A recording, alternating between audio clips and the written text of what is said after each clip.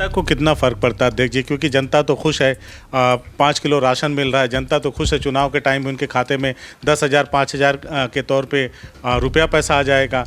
जनता खुश है, किसान खुश हैं कि हमारे खाते में सम्मान निधि आ जा रही है। उनको तो फ़र्क ही नहीं पड़ रहा है कि उनके बच्चे बेरोज़गार घूम रहे हैं, उनको तो फ़र्क ही नहीं पड़ रहा है कि नीट का पेपर लीक हो जा रहा है, उनको तो फ़र्क ही नहीं पड़ रहा है कि 10-10 दिन में 4-4 बार 5-5 बार पेट्रोल का डीजल का दाम बढ़ जा रहा है। हमारे पड़ोस का ज़िला है देवरिया, जो गोरखपुर से कट करके बना है।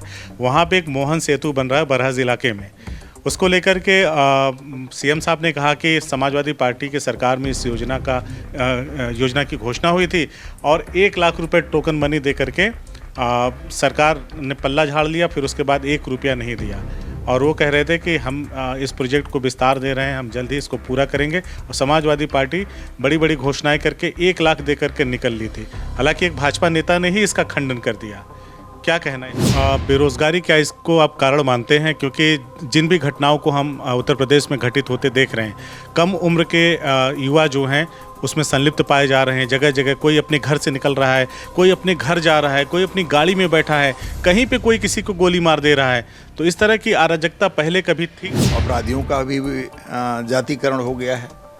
मुख्यमंत्री जी के सजाती बंधु जो लोग हैं वह लोग अपराध कर रहे हैं और वही लोग जिनको मार रहे हैं उसकी रिपोर्ट नहीं दर्ज की जा रही है, बल्कि उनकी रिपोर्ट 307 308 में दर्ज की जा रही है। सीएम योगी का एक बयान मंच से आता है कि समाजवादी पार्टी की जब सरकार थी तो तारों में बिजली नहीं दौड़ती थी, लोग नंगे तारों पर कपड़े सुखाते थे। इस तरह का बयान सोशल मीडिया पे चल रहा है। कई पुल जब से भारतीय जनता पार्टी की सरकार बनी है और पुलों का निर्माण हुआ, कई जगहों पर पुल, यहाँ से लेके बिहार से लेके बिहार तो पुल गिरने वाला प्रदेश हो गया। अब यहाँ भी वही स्थिति होती जा रही है।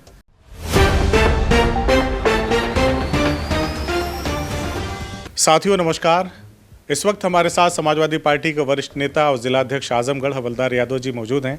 और कल समाजवादी पार्टी आजमगढ़ ज़िले में एक विशाल धरना प्रदर्शन करने जा रही है। ये धरना प्रदर्शन किन मुद्दों पर आधारित है, यही हम सीधा जानेंगे जिलाध्यक्ष हवलदार जी से। सर बहुत बहुत स्वागत है। बहुत बहुत धन्यवाद। किन मुद्दों को लेकर समाजवादी पार्टी कल मुखर होकर के धरना प्रदर्शन करने जा रही है?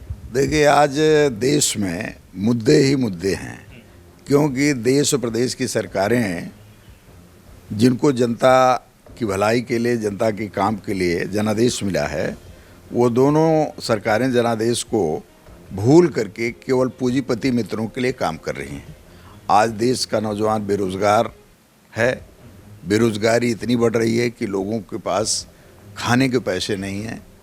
आज महंगाई इतनी बढ़ रही है कि आज चाहे किसान हो, चाहे नौजवान हो, चाहे मजदूर हो, चाहे छात्र हो, चाहे किसी वर्ग का व्यक्ति हो, आज महंगाई की मार से वो त्रस्त है।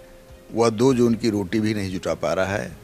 आज जिस तरह से ये परीक्षा हो रही हैं, जो परीक्षाएं हो रही हैं, नीट की परीक्षा हो चाहे अन्य परीक्षाएं हों, उनके पेपर लीक होते जा रहे हैं। नौजवान बिल्कुल परेशान है कि हमने पढ़ाई की और उसका परिणाम यह है, वह उसकी स्थिति यह नहीं कि दोबारा उस पैसे से उसके बाद पैसा हो दोबारा वो कर ले। बिजली की समस्या इतनी बड़ी है कि जो मुख्यमंत्री यह कह रहे हैं, ऊर्जा मंत्री जी कह रहे हैं कि गाँव में 18 घंटे और शहरों में 22 घंटे बिजली मिल रही है, ये सरासर झूठ है। ये झूठ का पुलिंदा है। आप कह रहे हैं कि हम सबको रोज़गार दे रहे हैं। ये समूह ग घ की नौकरियां जो आउटसोर्सिंग के माध्यम से दी जा रही हैं, वह पैसा इतना नहीं मिल रहा है कि वो अपने परिवार का भरण पोषण और शिक्षा की व्यवस्था कर सकें, दवा की व्यवस्था कर सकें। ये बड़ा सवाल है। आज सवाल है कि जो कानून व्यवस्था है इतनी बदतर हो गई है कि आम आदमी अपने को सुरक्षित नहीं महसूस कर रहा है। अध्यक्ष जी, बीच में आपको रोक रहा हूँ। बेरोजगारी क्या इसको आप कारण मानते हैं? क्योंकि जिन भी घटनाओं को हम उत्तर प्रदेश में घटित होते देख रहे हैं, कम उम्र के युवा जो हैं उसमें संलिप्त पाए जा रहे हैं। जगह जगह कोई अपने घर से निकल रहा है, कोई अपने घर जा रहा है, कोई अपनी गाड़ी में बैठा है, कहीं पे कोई किसी को गोली मार दे रहा है। तो इस तरह की अराजकता पहले कभी थी? इस तरह का माहौल पहले कभी था? नहीं, कभी नहीं था। इस तरह का माहौल कभी नहीं था। अपराध होते थे। बेरोजगारी का कारण मानते हैं इसको? यस, बिल्कुल बेरोजगारी कारण मुख्य मुद्दा है। जो नौजवान दिग्भ्रमित होकर, दिशाहीन होकर के, उनके पास आवश्यकता की चीज़ें नहीं हैं, उनके पास खाने पीने की व्यवस्था नहीं, उनके पास कपड़े की व्यवस्था नहीं, उनके पास आवश्यक वस्तुएं नहीं हैं। तो इस कारण आज वो लोग अपराध कर रहे हैं और तमाम घटनाएं बढ़ी। चोरी की घटना इस दर बंद थी, चोरी की घटनाएं बढ़ गई हैं। तो आज बेरोजगारी के कारण ये समस्याएं खड़ी हो रही हैं। आज इतना है कि अपराध इतने बढ़ते जा रहे हैं कि आपको पता होगा कि ये अपराध करने वाले मुश्किल से 15 साल और 20 साल के बीच के लड़के हैं। उसका कारण क्या है कि उनके पास आवश्यकता की चीज़ें नहीं हैं। आज अपराधियों की स्थिति यह है कि अपराधियों का भी जातिकरण हो गया है। मुख्यमंत्री जी के सजाती बंधु जो लोग हैं वह लोग अपराध कर रहे हैं और वही लोग जिनको मार रहे हैं उसकी रिपोर्ट नहीं दर्ज की जा रही है, बल्कि उनकी रिपोर्ट 307 308 में दर्ज की जा रही है। तो यह जात के आधार पर अपराधियों का फर्ज इनकाउंटर, फेक इनकाउंटर हो रहा है। आज चाहे पिछड़ी जात के हों, चाहे दलित हों, चाहे मुसलमानों का इनकाउंटर हो रहा है। अभी तमाम आंकड़े आए हैं कि इनके इनकाउंटर ज़्यादा हुए हैं। तो यह सरकार निश्चित तौर पर संविधान और लोकतंत्र की हत्या करके यह सरकार देश में मनु के विधान को लागू करना चाहती है। ये पहले ज़माने में जैसे सामंतवादी ज़माने में, जमींदारों के ज़माने में जो होता था, उस तरह की काम योगी सरकार में हो रहा है। कल के प्रदर्शन से क्या फ़र्क पड़ने वाला है आम जनता के मनो मस्तिष्क पर? देखिए, प्रदर्शन करना हम जनता को जगाने के लिए कर रहे हैं, जनता को जागरूक करने के लिए कर रहे हैं, हम उनकी लड़ाई लड़ने के लिए कर रहे हैं। हम जनता ये जाने कि यह समस्याएं जो हैं उसकी देन किसकी है। ये भारतीय जनता पार्टी, जिनको जनता ने सत्ता में लाने का काम किया, वो भारतीय जनता पार्टी जनहित की अनदेखी कर रही है। जो उनके लोग हैं भ्रष्टाचार में आकंठ डूबे हुए हैं, भ्रष्टाचार चरम सीमा पे होता जा रहा है। आज जो कंपनियां तमाम काम कर रही हैं, गुजरात से आगे काम कर रही हैं, वो कंपनियां मालामाल हो रही हैं, गरीब और गरीब होता जा रहा है। आज स्थिति लोगों की बद से बदतर है, जीना दूभर हो गया है। जनता को कितना फ़र्क पड़ता है देखिए, क्योंकि जनता तो खुश है, 5 किलो राशन मिल रहा है, जनता तो खुश है। चुनाव के टाइम में उनके खाते में 10,000 5,000 के तौर पे रुपया पैसा आ जाएगा। जनता खुश है, किसान खुश हैं कि हमारे खाते में सम्मान निधि आ जा रही है। उनको तो फ़र्क ही नहीं पड़ रहा है कि उनके बच्चे बेरोज़गार घूम रहे हैं, उनको तो फ़र्क ही नहीं पड़ रहा है कि नीट का पेपर लीक हो जा रहा है, उनको तो फ़र्क ही नहीं पड़ रहा है कि 10-10 दिन में 4-4 बार 5-5 बार पेट्रोल का, डीजल का दाम बढ़ जा रहा है। किसानों को चिन्हित करके आधार कार्ड दिखाया जा रहा है और मतलब पहचान किया जा रहा है कि अगर ये किसान है तभी इनको 5 लीटर डीजल दिया जाएगा। इस तरह की स्थिति हो गई है जनता की।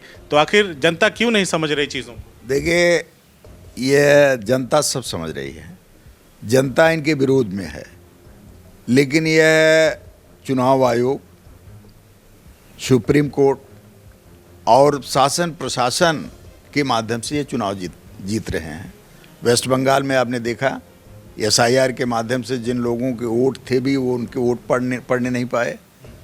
आज वह पूरे अन्य प्रदेशों में भी वही हाल इन्होंने किया SIR के माध्यम से। देखिए, मूल उनका मकसद है संविधान किस तरह से हम बदलें। 2024 में ये जब 400 पार का नारा दिए थे, स्टेट की पार्टियों ने उनके 400 पार के नारे को 240 पे कर दिया। अब वह चाहते हैं कि हम 2029 में हम अपनी स्पष्ट बहुमत की सरकार बनाएं, और वो तभी संभव जब स्टेट की पार्टियों को हम ख़त्म करके अपनी सरकार बना करके वहाँ जोर ज़बरदस्ती करते हैं। जनता नहीं चाह रही है। जनता अगर चाहती तो आप बताइए, 22 का परिणाम अलग था। 2024 में यहाँ 43 सीटें हैं, बीजेपी को 33 सीटों पर ही रोक दिया और 43 सीटें गठबंधन को मिली। जनता चाहती है कि बदलाव हो, लेकिन यह लोग झूठ बोल करके, बार बार झूठ बोल करके, जो पुराने मुद्दे हैं, जो विकास का इनका कोई मुद्दा नहीं है, जनता के भलाई का कोई मुद्दा नहीं, किसान के लिए कोई मुद्दा नहीं, नौजवान के लिए कोई मुद्दा नहीं है, शिक्षा के लिए कोई मुद्दा नहीं है। इनका सिर्फ एक मुद्दा है, हिंदू मुसलमान और अदर कास्ट में जात के नाम पर लड़ा करके लोगों को वोट लेने का, डिवाइड एंड रूल पॉलिसी। तो निश्चित तौर पर अब जनता समझ चुकी है और आने वाले दिनों में इनको इनका जवाब देगी। देखिए, पिछले दिनों से देख रहे हैं बिजली की व्यवस्था जो है बदहाल स्थिति में है और ऊर्जा मंत्री की तरफ से दावा किया जा रहा था कि 18 घंटा गांव में और 22 से 24 घंटा शहरों में बिजली दी जा रही है। और वहीं सीएम योगी का एक बयान मंच से आता है कि समाजवादी पार्टी की जब सरकार थी तो तारों में बिजली नहीं दौड़ती थी, लोग नंगे तारों पर कपड़े सुखाते थे। इस तरह का बयान सोशल मीडिया पे चल रहा है प्रदेश के मुख्यमंत्री का। तो क्या कहना है इस पर? देखिए, पहले तो हमारे नेता, हम सबके श्रद्धेय नेता नेताजी कहा करते थे कि समाज में रहने वाले व्यक्ति को झूठ नहीं बोलना चाहिए। दूसरा, संत व्यक्ति को झूठ नहीं बोलना चाहिए, उससे जनता में अविश्वास पैदा होता है। यह बातें जो उन्होंने कहा, यह निश्चित तौर पर मैं समझता हूँ कि यह इतनी झूठ बात कोई हो नहीं सकती। उस समय आप लोगों को याद है कि जो बिजली का वो था, अखिलेश यादव ने तमाम संयंत्र लगाए बिजली प्रोडक्शन के लिए, हाँ, पावर प्रोडक्शन के लिए उन्होंने काम किया, उसको वह गिनाते भी हैं तमाम ऐसे। और आज की सरकार एक भी ऐसा काम नहीं की है जो पावर प्रोडक्शन का काम वो किए हों जिसके आधार पर बिजली आपूर्ति को पूरा कर सकें। तो कुल मिलाकर जो उस समय प्रोडक्शन का काम हुआ, जो संयंत्र लगे, आज उन्हीं संयंत्रों के माध्यम से आज बिजली दी जा रही है। और जब अखिलेश यादव की सरकार थी तब सभी जगहों पर 18 घंटे से लेकर 20 घंटे बिजली मिल रही थी। जहाँ सबसे कम बिजली होती थी 16 घंटे जरूर गांव में जाती थी। और उसका नियम होता था 5 बजे शाम से 5 बजे सुबह तक वो लोग समय देखते थे कि आज इतने वक्त लाइन आ गई, 5 बज गया क्या। तो उस समय बिजली पर्याप्त मिलती थी। लेकिन इन लोगों ने, चूँकि ये लोग झूठ बोलने वाले लोग हैं, ये झूठ इनको सिखाया जाता है। आरएसएस झूठ बोलने की मशीन है और झूठ बोल करके ये देश की सत्ता में हासिल किए हैं। तो वो बातें सच नहीं है जो सोशल मीडिया में चल रहा है तार पे कपड़े सुखाने। ये बिल्कुल गलत है, भ्रामक प्रचार है, झूठ बोल रहे हैं। और दुर्भाग्य है कि संत होके झूठ बोल रहे हैं, मुख्यमंत्री होके झूठ बोल रहे हैं। और आज जो स्थिति है, क्या यह सही है कि शहरों में 24 घंटे बिजली मिल रही है? क्या यह सही है कि देहात में 18 घंटे बिजली मिल रही है जैसा वो कह रहे हैं? उनको इतना झूठ नहीं बोलना चाहिए। आज सारे लोग तो परेशान हैं। गोरखपुर में मिल रही होगी, मऊ में इनके जो ऊर्जा मंत्री हैं उनके ज़िले में मिल रही होगी, और कहीं पूरे प्रदेश में अन्य जनपदों में नहीं मिल रही है। योगी जी से जुड़ा ही एक और सवाल ले लेते हैं। हमारे पड़ोस का ज़िला है देवरिया, जो गोरखपुर से कट करके बना है। वहाँ पे एक मोहन सेतु बन रहा है बरहज इलाके में। उसको लेकर के सीएम साहब ने कहा कि समाजवादी पार्टी की सरकार में इस योजना की घोषणा हुई थी और 1 लाख रुपए टोकन मनी दे करके सरकार ने पल्ला झाड़ लिया, फिर उसके बाद 1 रुपया नहीं दिया। और वो कह रहे थे कि हम इस प्रोजेक्ट को विस्तार दे रहे हैं, हम जल्द ही इसको पूरा करेंगे। और समाजवादी पार्टी बड़ी बड़ी घोषणाएं करके 1 लाख दे करके निकल ली थी। हालांकि एक भाजपा नेता ने ही इसका खंडन कर दिया। क्या कहना है इस विषय? देखिए, मुख्यमंत्री जी क्या बोलेंगे, क्या कह जाएंगे, इसकी कोई सीमा नहीं है। वे वेस्ट बंगाल में चुनाव प्रचार में गए थे तो उन्होंने कहा था कि स्वामी विवेकानंद ने कहा था, तुम मुझे खून दो मैं तुम्हें आज़ादी दूंगा। और आज ये झूठ जो बार बार ये बोल रहे हैं, मोहन सिंह हमारे नेता थे। 2013 में हमारी सरकार माननीय अखिलेश यादव जी ने वहाँ पुल बनाने के लिए, उनकी याद में पुल बनाने के लिए मोहन सेतु उन्होंने पैसा दिया था।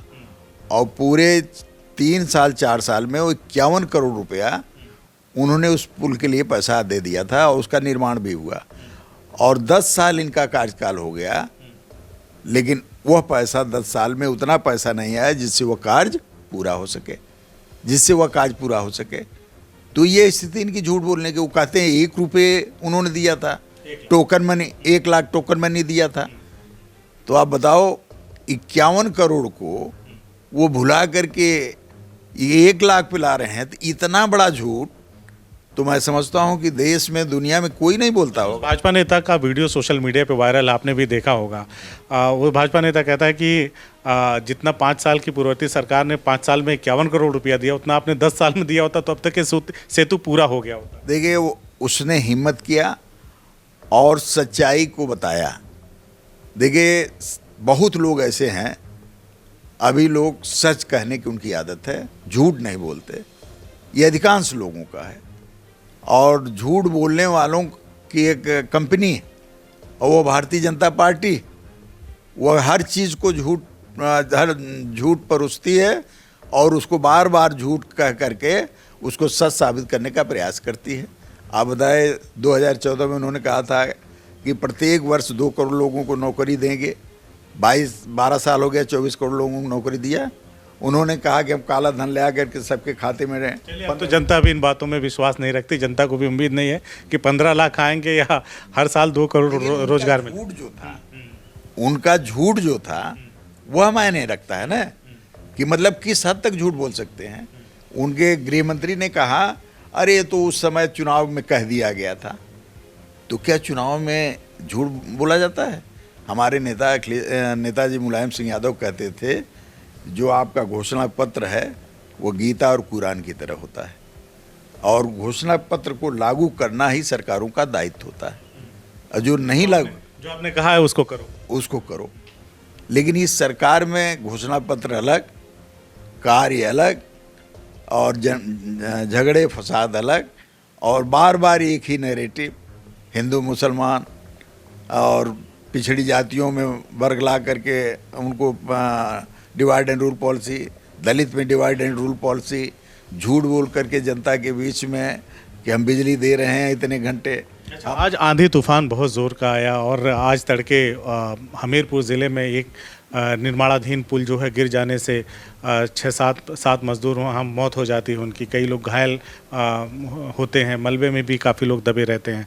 और वहीं एक रेलवे स्टेशन का पुल जो टीन शेड है वो गिर जाता है, 2 लोग वहाँ पे भी घायल होते हैं। ये लखनऊ की घटना है। तो इस तरह की जो घटनाएं हैं, जो लगातार पुल गिर रहे हैं, हमने देखा कि अभी ये सोशल मीडिया पे एक फ़ोटो वायरल हो रहा है जिसमें गंगा एक्सप्रेसवे, जिसका प्रधानमंत्री जी ने भी 1 महीना पहले उद्घाटन किया, वो जगह जगह से टूट गया है एक्सप्रेसवे। उसको हाथ से लोग उसकी गिट्टी और सब निकाल रहे हैं। क्या कहेंगे सर? देखिए, भाजपा संगठित भ्रष्टाचार कर रही है, संगठित रूप से भ्रष्टाचार कर रही है, हर चीज़ों में भ्रष्टाचार है। आज पुल जो आप कह रहे हैं, कई पुल जब से भारतीय जनता पार्टी की सरकार बनी है और पुलों का निर्माण हुआ, कई जगहों पर पुल, यहाँ से लेके बिहार से लेके, बिहार तो पुल गिरने वाला प्रदेश हो गया। अब यहाँ भी वही स्थिति होती जा रही है। आज मैं समझता हूँ कि इससे बेटर तो अंग्रेज़ ज़माने में जो पुल का निर्माण हुआ है आज भी चल रहे हैं, आज भी वो काम कर रहे हैं। और कौन सी हमारी इतनी बड़ी टेक्नोलॉजी, इतने बढ़िया हमारे सिस्टम हो गए और उसके बावजूद भी निर्माण हो रहा और पुल गिर जा रहे हैं। इसका मतलब कहीं न कहीं उसमें घोर भ्रष्टाचार हुआ है। 20-25% भी काम नहीं हुआ है। गंगा एक्सप्रेसवे की जो हमने भी सोशल मीडिया पर देखा कि अभी 1 महीना पहले प्रधानमंत्री जी ने उद्घाटन किया और उस गंगा एक्सप्रेसवे में दरार पड़ गई और धंस रहा है। अब बताओ, ये भ्रष्टाचार नहीं है और क्या है? इससे बड़ा भ्रष्टाचार क्या हो सकता है? तो आज जिस तरह का ये लोग काम कर रहे हैं, भ्रष्टाचार, बेईमानी, झूठ, फरेब, जो बातें ये लोग कर रहे हैं, आज नौजवान जिस दिशा में जा रहा है, ये सारी चीज़ें इनकी देन है।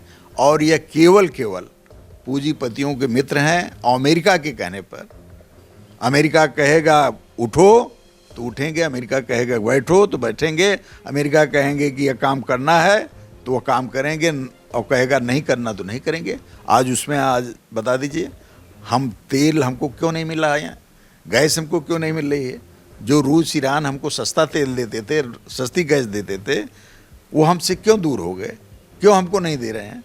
उसके पीछे अमेरिका ने कहा कि आपको ईरान, रूस से तेल नहीं लेना है। प्रधानमंत्री जी की कौन सी ऐसी दिक्कत है, कौन सी ऐसी कमजोरी है जो अमेरिका के इशारे पर काम कर रहे हैं, अमेरिका के कहने पर निर्णय ले रहे हैं? तो कहीं न कहीं कोई बात तो है जिसके कारण हमारा देश अमेरिका के हाथों गिरवी रख दिया गया।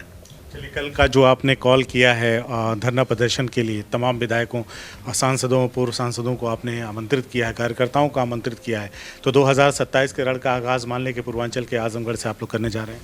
नहीं, देखिए, ये तो हर जनपद में हो रहा है और जनता सड़क पे आना चाहती है और हम लोग अब आने वाले दिनों में हर समस्या को लेकर के, इन समस्याओं को लेकर के हम लोग सड़क पे रहेंगे और जनता की समस्याओं को उठाते रहेंगे। और मैं समझता हूँ कि जनता अब इस बात को समझ रही है कि समाजवादी पार्टी है, ऐसी पार्टी है जो इन जन समस्याओं का निराकरण कर सकती है। कल समाजवादी पार्टी का धरना प्रदर्शन है तमाम मुद्दों पर, बेरोजगारी, महंगाई और जो नीट के पेपर लीक हो रहे हैं और तमाम जो अपराधों का चलन बढ़ गया है, तमाम मुद्दों पर समाजवादी पार्टी धरना प्रदर्शन करेगी और पूर्वांचल के आजमगढ़ से एक शुरुआत होगी 2027 की जनता के मुद्दों को लेकर के। जैसा कि हमने बातचीत किया जिलाध्यक्ष हवलदार यादव जी से, और क्या कहते हैं आप इस पूरी बातचीत पे हमें कमेंट करके ज़रूर बताइए। धन्यवाद। CIB इंडिया न्यूज की सभी खबरों को देखने के लिए लाल रंग की बटन को दबाकर चैनल को सब्सक्राइब जरूर करें, घंटी जरूर दबाएं ताकि हमारी सभी खबरों के नोटिफिकेशंस आप तक पहुंचते रहें।